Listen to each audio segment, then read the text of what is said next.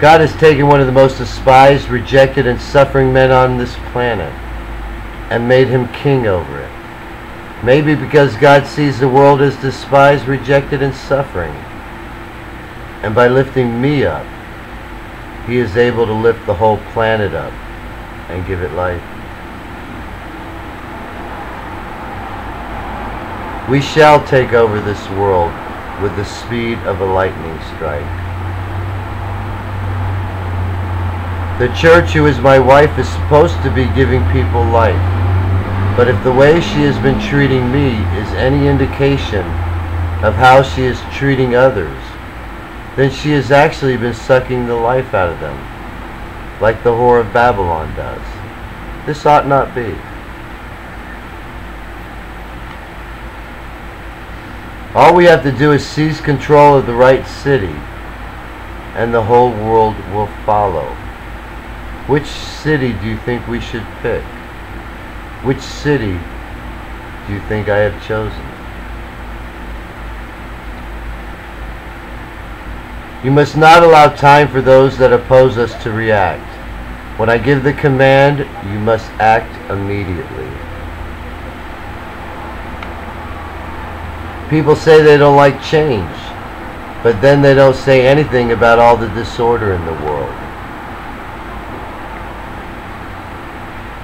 You may not like what I'm doing, but it is in the best interest of God's children.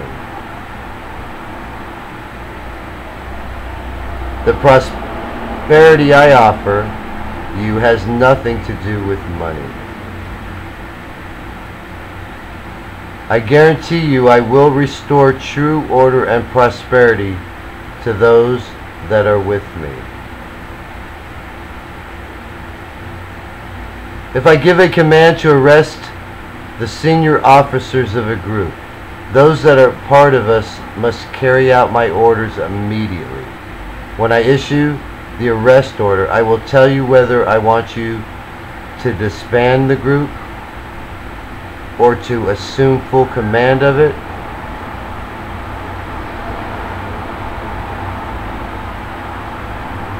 I am a hardline radical, and even if I had sought your consent, it really wouldn't have mattered whether you gave it or not. God has already given me the authorization. That is why I did not ask for anyone else's permission. I am about to give you a new idea of what normal is.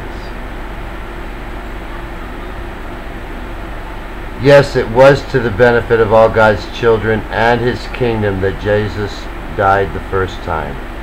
However, if you think that will work more than one time, then let me prophesy for you. You're going to end up looking like a real anus, because you're going to be tried in a court of law for wanting to have the high priest killed, especially if it's brought to my attention.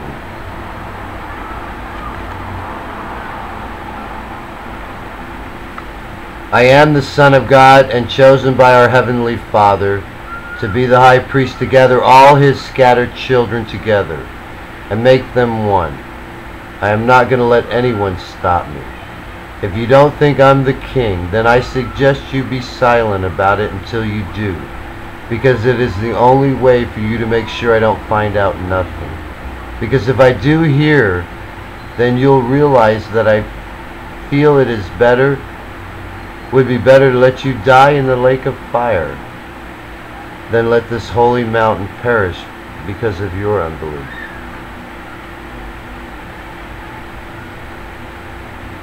You need to follow me and believe me. Don't choose to follow those that don't believe me, or you will have no place in God's temple. You need to allow yourself to be cleansed of all doubt before the time God passes over and pronounces judgment on you. If you do all that I say so we can fulfill and accomplish God's plan, then I'll let you stay and be part of New Jerusalem. If not, then you should go now.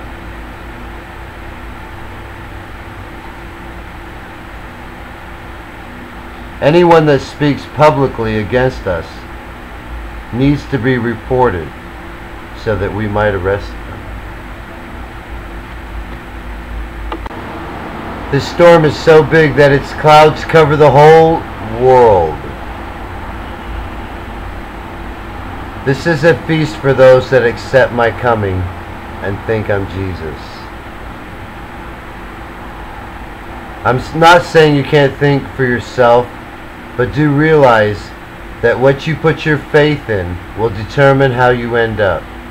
If you're looking for Jesus and you think I am He, then I will cleanse you, and you will be part of my country of light.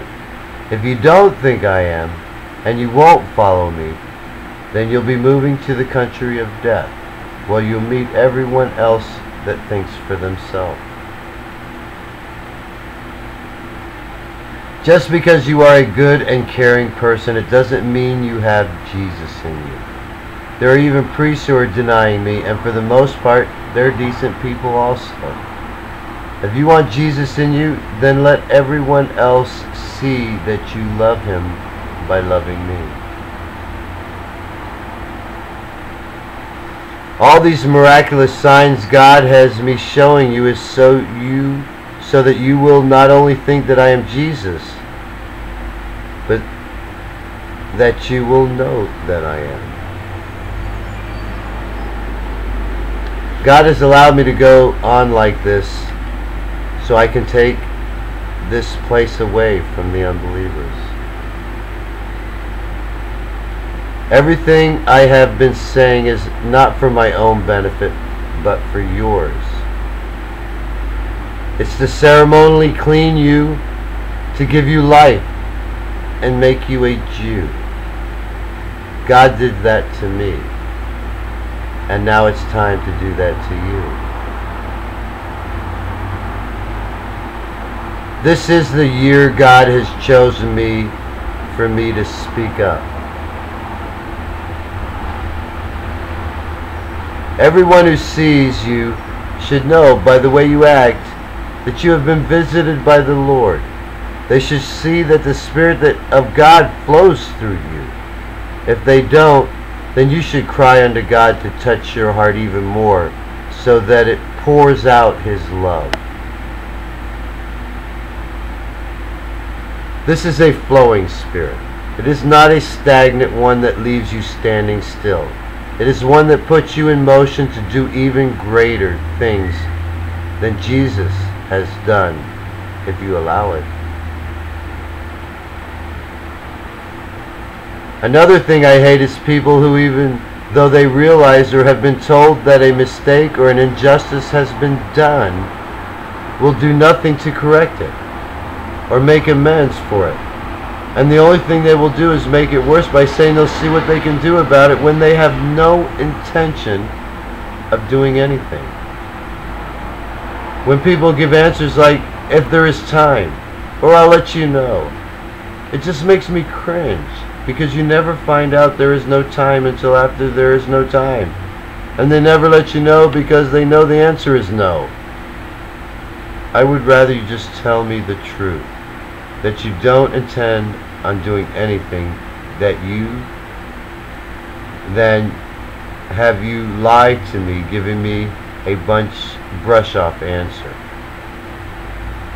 When you say no, at least you're being man enough to be truthful, and it gives me a chance to keep pleading with you to get some kind of relief. But with a brush off answer, it's just a false sense of hope, and since I'm into real hope, I just feel like cursing you for it. How would it be if when people ask me if they are saved, I told them, I'll let you know, instead of yes or no? If I told them I'll let them know, then no one would get saved. Just like when no one gets justice from you when you say it.